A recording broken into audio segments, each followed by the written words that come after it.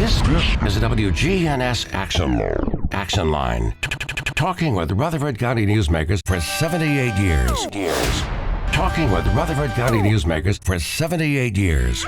This is a WGNS Action Line. Now, your host, Scott Walker. This morning, we'll be talking about the Murfreesboro City School System. And with us today, Director of Communications, Lisa Trell. Also with us, Jennifer Lowe. And I'll try to get this title. I'm trying to. Family and Community Engagement Coordinator. I think I got it. You got it. What's happening this morning? What's going on with the city schools? Well, the majority of us are on spring break. Oh, I didn't even realize it was spring break. Have you not noticed like the light traffic outside? I have. Yeah, now that you mention it. Yeah, Rutherford County and Murfreesboro City are on spring break this week, except for apparently Jennifer. What about all the other staff? Are they at work today? Some are, some are not. It just depends on whether you took vacation or not. So, but we are here because we had radio. So when does spring break, when do the students return? Monday, okay. Mm-hmm. So they are gone all week this week and then coming back Monday. They are, except there's a lot of students at ESP right now having a really good week. Good. So there are some parents who did not take off, and for those we have our extended school program, which is always full. It's nice to see the kids still learning and playing and enjoying their day, especially this rainy days. It's been raining a lot. Yeah. So what's happening outside of the rain and spring break and everything else? We are actually planning for next year. It's kind of one of those things where we are not finished with this year and we're not taking our eyes off of that ball. The teachers are still going strong, but as far as looking in the future, we're already looking for next year. So the 25-26 school year. So we've just finished up our zone waivers applications. Those finished on March 28th. And now we're into pre-K and kindergarten registration. So pre-K registration is going on now. It'll end on April the 15th. To be in pre-K, the voluntary pre-K, you do have to be 4 before August 15th. And our pre-K program is a needs-based program, but if you go on our website, you can find out all about that. We start on our kindergarten registration as soon as we get back from spring break, and that will go through April the 30th. So if you have a child who is going into kindergarten next year, it's time to go ahead and get them registered. Again, you have to be 5 years old. The child has to be 5 before August 15th to go into kindergarten. But it is time now to register them for next year. To register, what do they do? Where do they go? They would go on their school's website, or you can go to the city's school's website to find out where you're zoned if you don't know that already. Every one of the schools are having open houses for the kindergarten students just to let them walk through, get to see the school, get to meet the principal, maybe a teacher or two. And that's really good for the child as well as the parent. And the parents at that point can ask a lot of questions they may have. What is required for registration? The hours of my school, all those basic questions so they can start preparing their child. One good thing about kindergarten registration is if you register them now, they actually can start ESP during the summer months if the parent wants them to. And there's also kinder camp during the summer months that a child can attend, which is a week just kindergarten students getting to know their building, getting to know routines.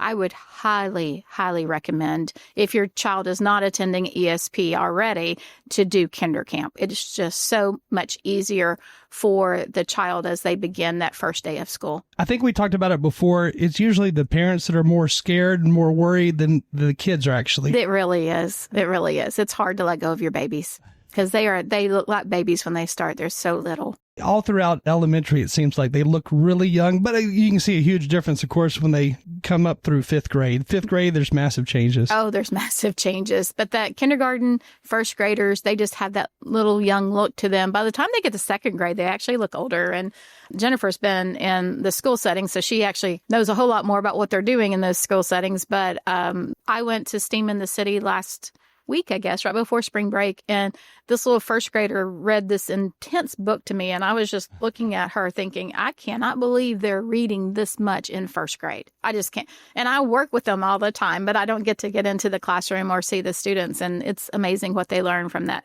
first day of school to just the first grade. It seems like kids are a lot smarter today than when I was in school. I don't know if it's true, but it does seem that way. It does. We certainly are packing a whole lot more in their day. I'm still struggling with words, and these kids are like flying through War and Peace and stuff. Do you ever have additional kids sign up for school when they come back from spring break? I mean, I know there's key times of the year where you do see student increases, small ones, but you do see them.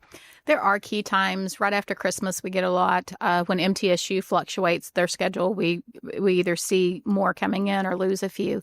Spring break is not the typical time we would receive new children, but we will get them. We get them all throughout the year, especially at those growing parts of town like Overall Creek and Salem. It's not unusual to walk in at any point and see a child moving in and starting school. So we welcome them at any time. Yeah, real estate is crazy right now. I mean, there's so many people moving here. How many students are now at the city schools roughly?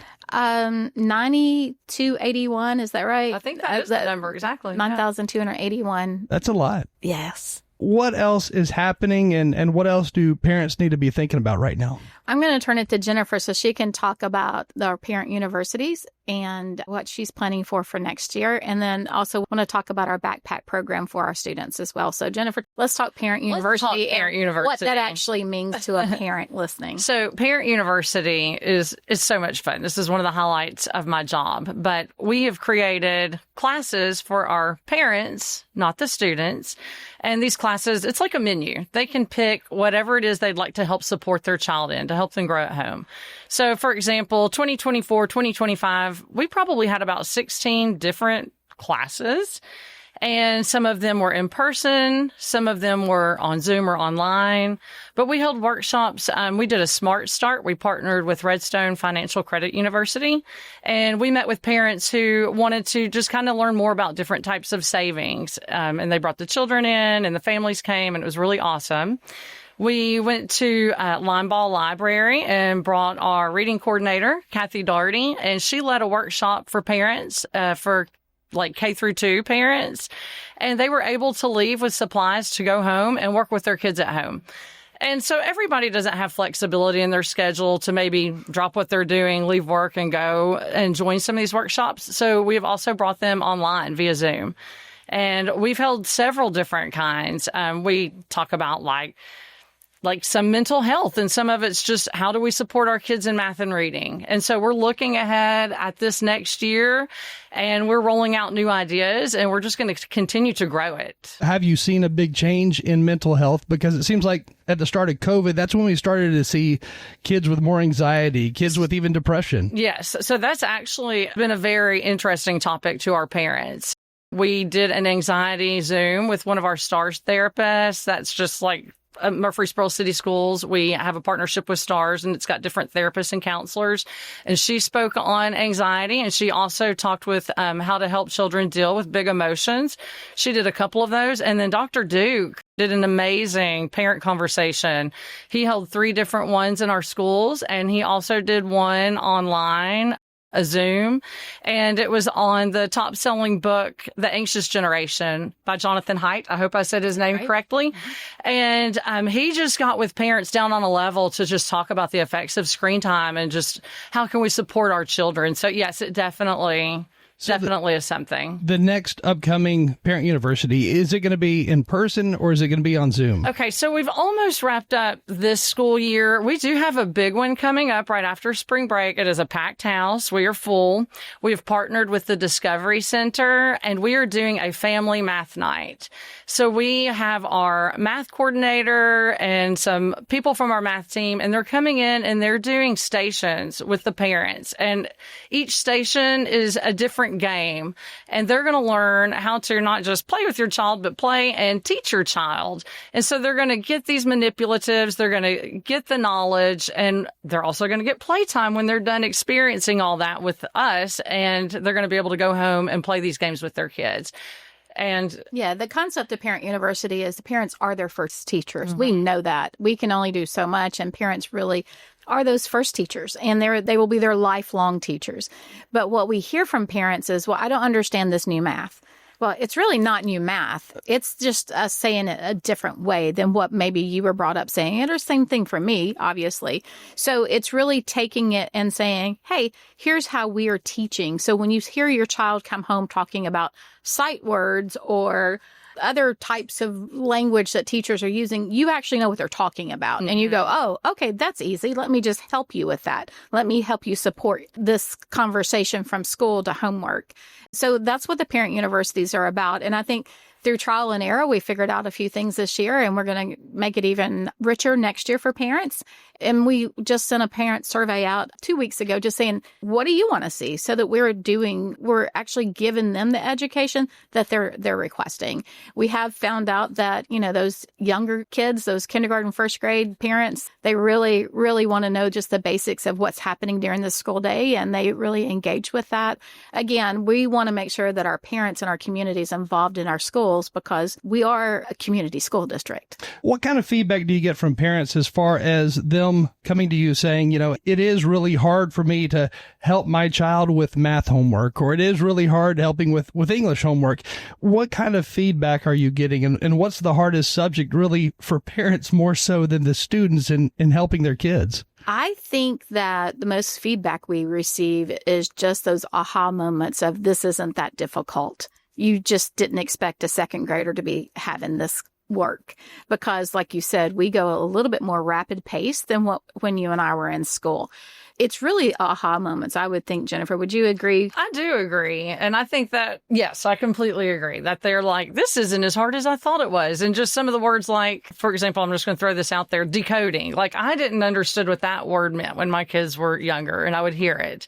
But then just explaining to a parent what it is, it's like, oh, I already know what that is. So, yes, those aha moments for sure. Definitely school is at a faster pace compared to even 10 years ago. School's at a faster pace today. Right. And we have more double working parents. So, they don't get that opportunity to come in during the school day. So you do see our schools doing a whole lot more in the evening hours. You have STEAM walks and math nights and arts nights and all that kind of stuff to make sure that parents have the opportunity to see what their child is doing. We just had our honor band last week as well. And just to be able to see, oh, this is what my child has learned in band, and amazing what talent they bring in just such a small time. So the more we can get our parents interacting, the better off we are, the better off the child is. Because again, words like decoding or sight words or whatever it is, it's not something as far as a new concept. It's just a new way of teaching sometimes. And once the parents understand it, they have that ability to help in the evenings or to continue that process, whether you're on spring break or on the weekends or whatever. But the robotics, the projects like that, where it looks like it's overwhelming, it's not overwhelming to the child. They're just ready to go. And I think that's what's so great about Parent University is because parents have the ability to ask these questions. And so they're with the experts. We have the experts we're putting them with the parents. And so I think they're able to ask more questions and get more answers. And, while it may seem more overwhelming, I guess the assignments are a lot more interesting today. The way teachers are able to kind of combine whatever they're learning about with real life situations and things, it does make it a lot more interesting. Yeah, there's not the worksheets that you used to see.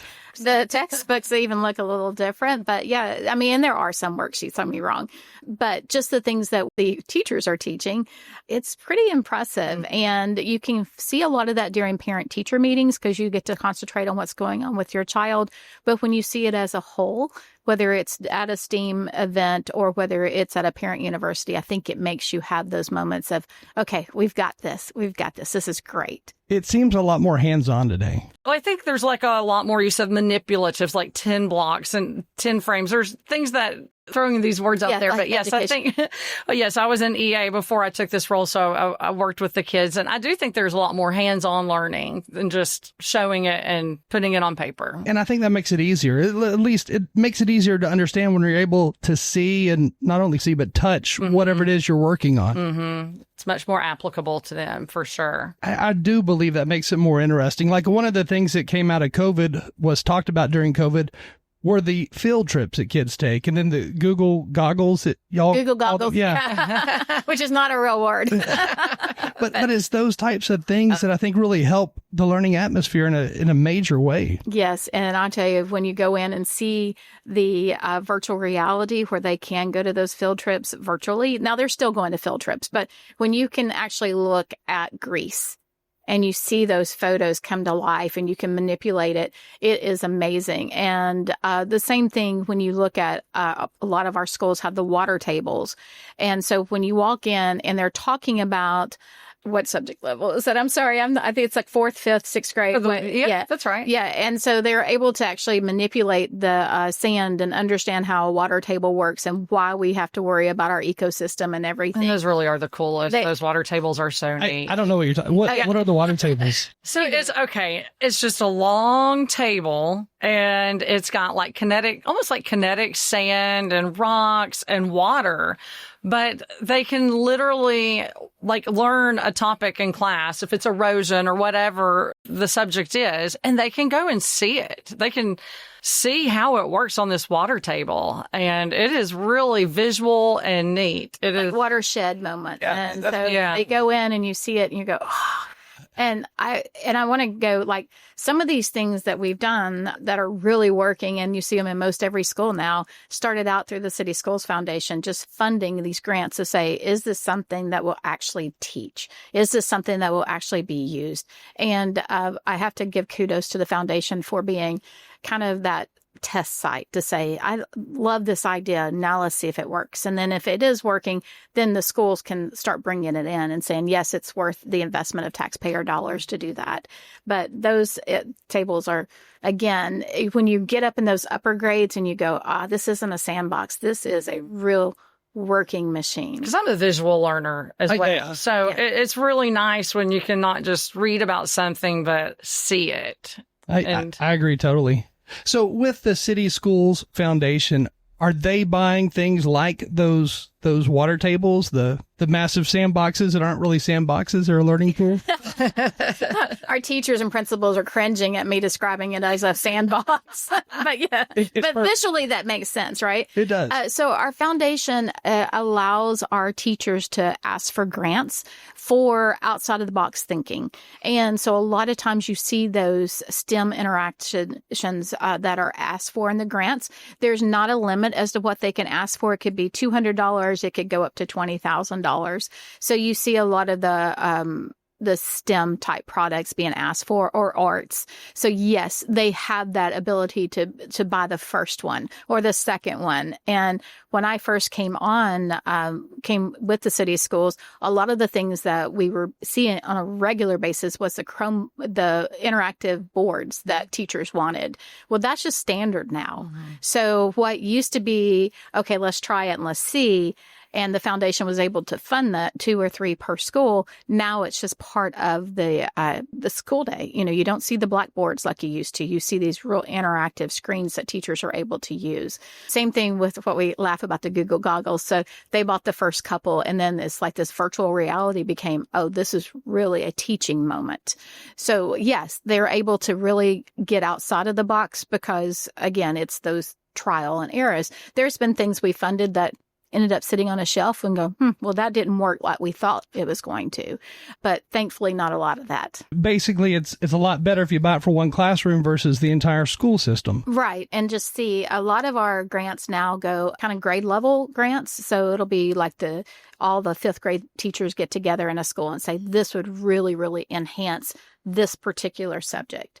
And so they're able to share it, figure it out. And then if it works really well, it doesn't take very long for the 5th grade teachers across the city to know that this is a really good enhancement. That's cool. Now, with the tools that students use, are they using laptops? Are they using iPads? What do they use each and every day as far as technology goes? We do have laptops that's a one laptop to one child basis on 3rd through 6th grade.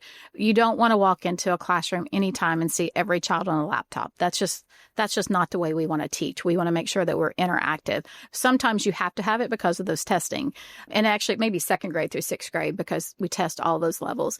But that kindergarten and 1st grade level, it's a 2-to-1. So they can share. You know, if you've got 2 classrooms, you need to do it all together, then you just share amongst the teachers. But mainly, we want to make sure those are for those small models and that's not your everyday teaching moments, is with screen time. We want them to looking at that teacher. What's got to be wild for a lot of grandparents out there and parents, but when they look at these students and they're able to type a complete paragraph on a laptop in 3rd grade, it makes you question, I can't believe I took typing class in high school, you know, but are they taking any type of typing class? Are they taking anything to learn that computer, or do they just know it? They do learn keyboarding, whereas we learn typing. And I will tell you that typing class still helps you. I look at my typing classes and think I'm really much better on a keyboard because I know where those strokes are. Until a third grader sits down and they're using it a different way, maybe. So they do take keyboarding, but they learn so early that, they're already messing with your phones or whatever. I mean, it's not unusual to see a 3-year-old grab a parent's phone and know how to swipe. I just think they have no fear. It's pretty wild, though. Mm-hmm. What else is happening within the school system? What else is coming up that parents need to know about? I do want to take opportunity to talk about our backpack program and let Jennifer kind of describe that, because I think it's one of those things, unless you're in the schools, you may not know about it.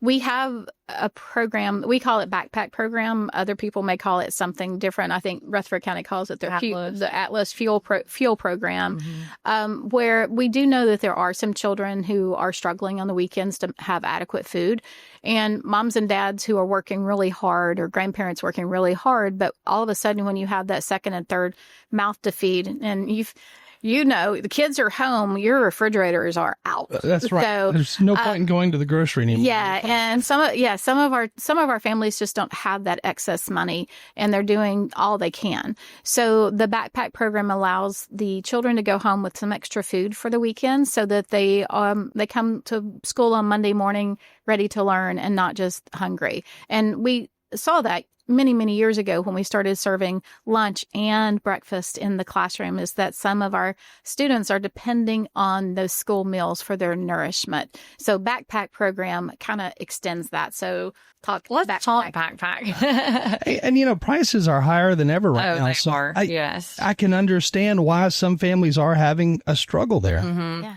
So we do have a food pantry, and we have a backpack program. So we do have a food pantry program that if the families are in need of food for the week, we supply that. And the backpack program is really unique because it's for any child that's identified. It could be by a teacher or by a counselor. It doesn't have to be a parent request. So these bags of food can go home on Fridays to support the kids through the weekend. And it's kid-friendly foods. It's smaller items. It's individual snack-sized things that they can open up. So we do the little cups of cereal. We do granola bars, goldfish pretzels, peanut butter crackers. And also we try to do 2 small, what we call pop top, the little smaller entrees that they can just open up with their little hands. Think SpaghettiOs, mac and cheese, and that type of thing. So we work really hard with our community because we count on our community to help us with this. We do have a grant with Second Harvest, and thankfully it does provide for probably about 25% of our needs. And then the rest, we're working with our local businesses and faith-based organizations to help support us with food drives. There is always a need. And we've been really blessed this year. We've had a lot of pouring out through Girl Scouts and churches and businesses to help us with this. Yeah, our churches are amazing. They do food drives for us quite often. Several different churches work with us on that, and just gives us, it always comes when we think, oh, we're not going to have enough food this week. It just always comes in. Yes, it does. And our Girl Scouts, one of our Girl Scout units, I decided that was going to be their service project this month. And we just keep getting these little bags of food, 25 and 50 and 100 at a time. And it's already packed. Yes. It is so awesome. It is. So I just want to say thank you to the Girl Scouts for really taking us on and taking this backpack program and getting it together. And I think they did it after their cookie drive was over with. But just think of mac and cheese, those things that a child can throw in the microwave and cook for themselves if the parent is working on the weekend and just isn't there. We also want to make sure that it's small enough that it just fits in a microwave or a small apartment. Sometimes our families don't have that extra space for storage. So this is things that they're going to open and eat over the weekend and come back to school on Monday morning. How do you go about helping so that the child doesn't feel embarrassed? And maybe that's not a problem in these grades that we're talking about here. It is a problem. Yes, I think at any age they're aware. So we're very careful in identifying, and we're very careful about when we give the items to the children. So it's done discreetly. So a teacher may take a kid to a cubby and allow them to put it in their backpack, but it's a discreet thing. And that's the reason we call it the backpack, because it's not given out to the students. It's just kind of placed in their backpack. And they get their backpacks a little bit heavier on Fridays, but their best friend doesn't know that they don't have the same heaviness in their backpack. So it's very discreet. And again, it's after a teacher or a counselor or someone just has identified that this child is coming to school every Monday morning hungry, and we want to take care of those children. What type of feedback do you get, maybe even from the kids, but the parents who you guys are helping out? What type of feedback do you get? We don't know the parents, so we would not receive the feedback. Yeah, we wouldn't know.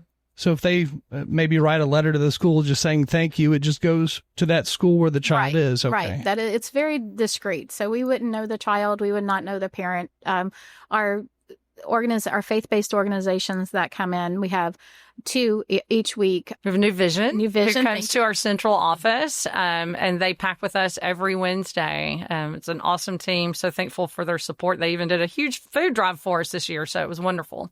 And we also have a partnership with Fellowship Methodist Church. They run the fuel program there, and they support 4 of our schools. And their volunteers actually take the food and pack the bags and deliver to the schools for us. And I think that's the sweetest part about this is they don't receive the feedback either. They just know what they're doing. Mm-hmm. And sometimes you need that feedback to keep going. And I don't think either one of these organizations, these faith-based organizations, have asked for that.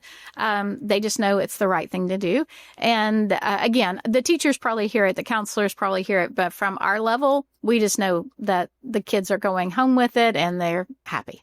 Do you have to sometimes go out and buy food? I know you're talking about how the organizations do the food drives and everything, but are you actually having to go out and purchase food as well? Yes. Sometimes we receive donations that Jennifer is able just to spend that money. So if an organization doesn't want to buy and they just want to give us the dollars to do it, then that's Jennifer's role. Yeah, we're more like filling holes. Yeah. I mean, we always have something, but sometimes we may be low on a certain item. And so thankfully for those donations, it allows us to make a quick run to Sam's and get the mac and cheese or whatever it is we're missing for that week. And we just have individuals, sometimes in memory of someone, sometime in honor of someone. Mm-hmm. One of our board members just gave me some money this week. I don't know if he wanted me to say that, but just for the same thing. He knows there's a need. He gave us some money, and Jennifer's already spent it. It goes quick. She's like, well, I thought we had a lot back there. I'm like, well, we packed this week. So I also wanted to mention that anybody is welcome to make donations and drop them off at our central office at 2552 South Church Street. So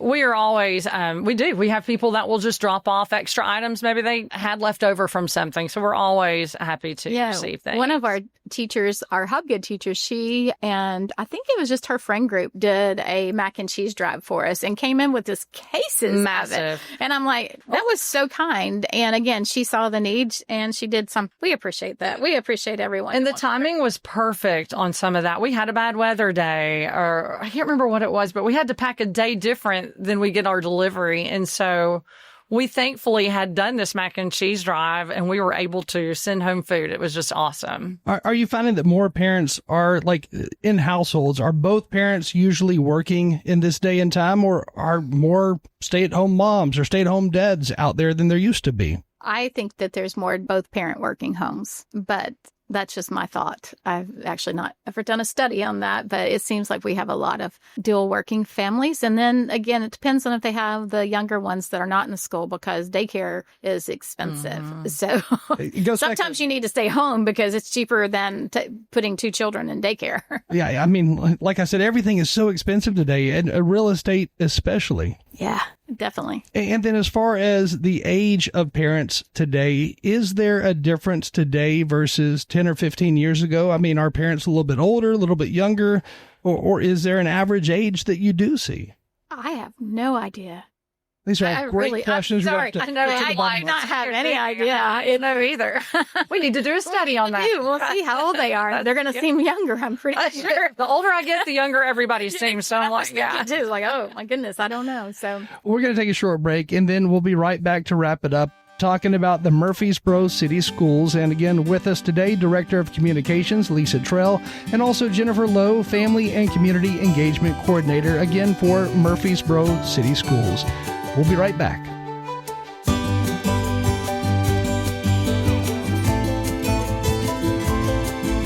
This is the WGNS Action Line.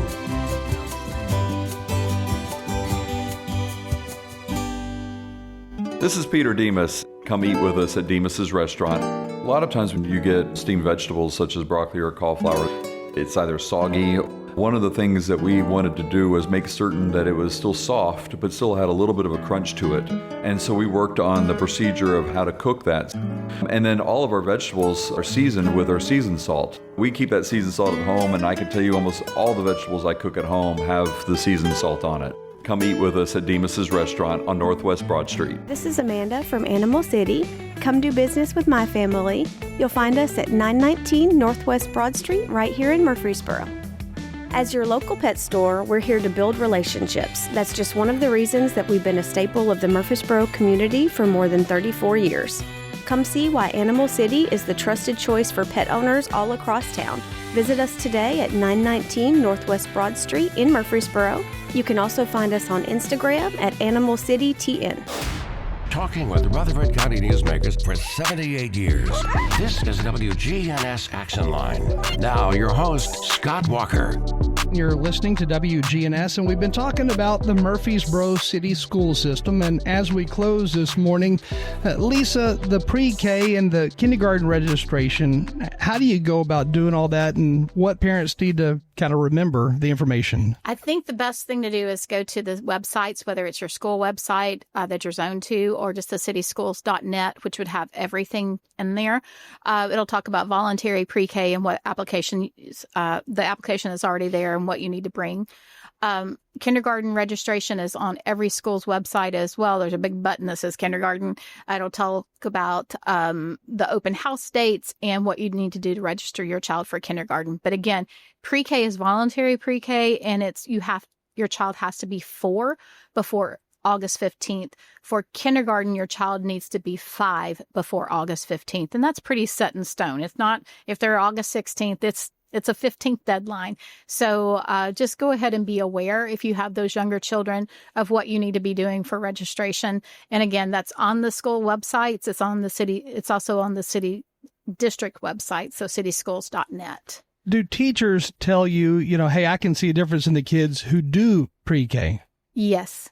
So definitely. There is a difference. There is a difference in a child that's done pre-K or Mother's Day out or has just learned how to sit in a chair for, more than 2 minutes. It makes a big difference. These are big things that when we get older, we don't think about it. But a child sitting still for an hour at a time, that takes a little practice there. Absolutely. With kindergarten, how do the parents usually look at that first day of school, and how do they handle that? Because that's a full day versus pre-K being a half day? Pre-K can be either a half day or a full day. It depends on what pre-K your child is in.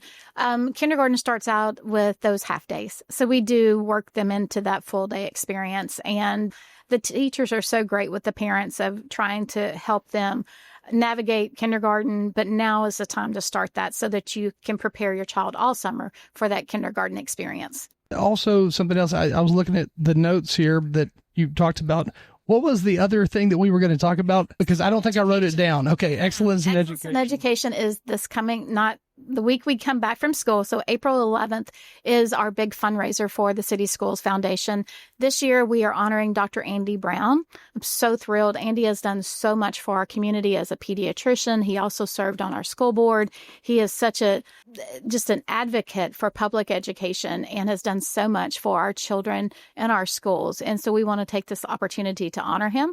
It's also our large fundraiser for the year. So Excellence in Education is what really funds all of the grants that we were talking about earlier for our teachers. And we have had such a great support. I think it's just because Dr. Brown is so loved. And Dr. Brown was at MMC forever. And then, is he retired now, or is he? He retired from MMC, and then I think he spent another 15 years at the hospital, and he actually created the residency program that you see going on at Ascension St. Thomas now. So I think he's done 2 retirements, and right now he seems like he's just living his best life. That's cool. It seems like more people work a lot harder, a lot more hours when they're retired than they do when they're actually working. Absolutely. So we're thrilled to be honoring him. So if anybody would like more information on really anything we talked about this morning, I guess just start at the Murfreesboro City Schools website. That's the best place to start. or give us a call. But not this week, right? We're You'll be there. here. Sounds good. Well, again, thank you both for joining us this morning. Thank you. Thank you.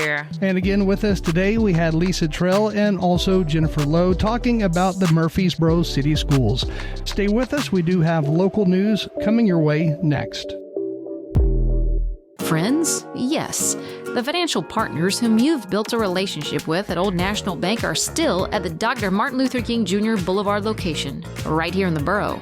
And so are the warm, homemade cookies. Cookies are ready, dear. Like Grandma used to make. If you need online and mobile banking, Murfreesboro's Old National Bank does that too. You and Old National Bank, better together. Old National Bank at 2230 Dr. MLK Jr. Boulevard. Old National Bank, member FDIC.